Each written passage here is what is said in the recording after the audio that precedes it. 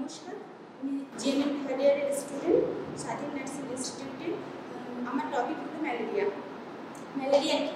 Malaria হলো একটি মশাবাহিত রোগ। এটি মূলত স্ত্রী অ্যানোফিলিস মশার কারণে হয়ে থাকে। এটি কী কী কারণে হয়?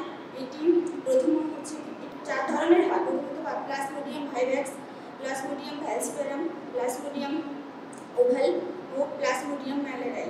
এর কারণ হলো প্রথমত কোনো বদ্ধ জলাশয় যদি দীর্ঘদিন ধরে পড়ে থাকে, সেখানে ইউজ না হয়, সেখান থেকে সেই মশার জন্ম হয়।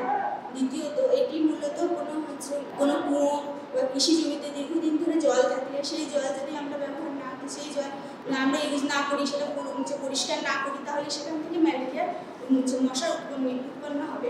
আবার আমাদের আশেপাশে বর্ষার দিনে অনেকেই বাড়ির আশেপাশে জল নোংরা জল থাকে, সেই নোংরা জল থেকে কেউ পরিষ্কার যদি না করে, তাহলে সেখান থেকেই মশার জীবাণু বাসা বাঁধে।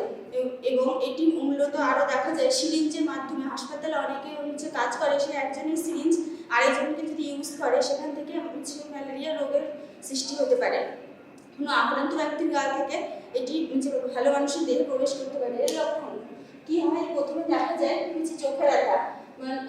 এটি প্রথমে দেখা যায় মানুষের চোখ ব্যথা করবে, প্রথমে রয়েছে জ্বর হবে, টেম্পারেচার থাকবে 104 ডিগ্রি সেলসিয়াস, গায়ে ফুসকুড়ি হবে, ছোটো ছোটো ফুসকুড়ি দেখা যাবে, বমি বমি ভাব পাবে। তারপর হচ্ছে শুকনো কাশি। ম্যালেরিয়া হলে শুকনো কাশি দেখা যায় এবং ক্লান্তি ভাব, শরীরে একটা ক্লান্তি ভাব মনে হবে এবং পেশিতে ব্যথা। আমরা একটু কাজ করলে হাঁপিয়ে যাব এবং হাতে পায়ে পেশিতে ব্যথা হবে। হঠাৎ জ্বর আসবে, হঠাৎ কাঁপুনি দিয়ে জ্বর আসবে, তার সাথে মাথা ব্যথা করবে, প্রচণ্ড মাথা ব্যথা করবে। এবার বলবো ম্যালেরিয়ার প্রতিরোধ। ম্যালেরিয়া হয়ে গেলে আমরা কীভাবে প্রতিরোধ করব? প্রথমত, রাত্রে ঘুমানোর সময় মশারির মধ্যে ঘুমাতে হবে। মশারি না লাগিয়ে ঘুমানো চলবে না।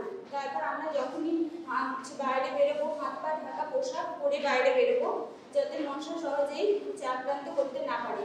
তারপর সামান্যতম জমা জল হলেও মশা জন্মায়, তাই খোলা জায়গায় জল জমা দিতে হবে না। এবং পাত্রে কোথাও যদি জল জমা থাকে, তাহলে সেটিকে তাড়াতাড়ি পরিষ্কার করতে হবে। এবং বাড়ির চারপাশে নোংরা জমতে দেওয়া যাবে না। বাড়ির আশেপাশে যদি নোংরা জমা থাকে, তাড়াতাড়ি আমাদের সেই জায়গাটাকে পরিষ্কার করতে হবে। চৌবাচ্চা ও জলের ট্যাঙ্ক সর্বদা ঢেকে রাখতে হবে। আমরা অনেকেই আছি যারা চৌবাচ্চা জলের ট্যাঙ্ক ঢেকে রাখি না, তা থেকে অনেক মশার সৃষ্টি হবে। সেই জন্য চৌবাচ্চা জলের ট্যাঙ্ক সবসময় ঢেকে রাখতে হবে।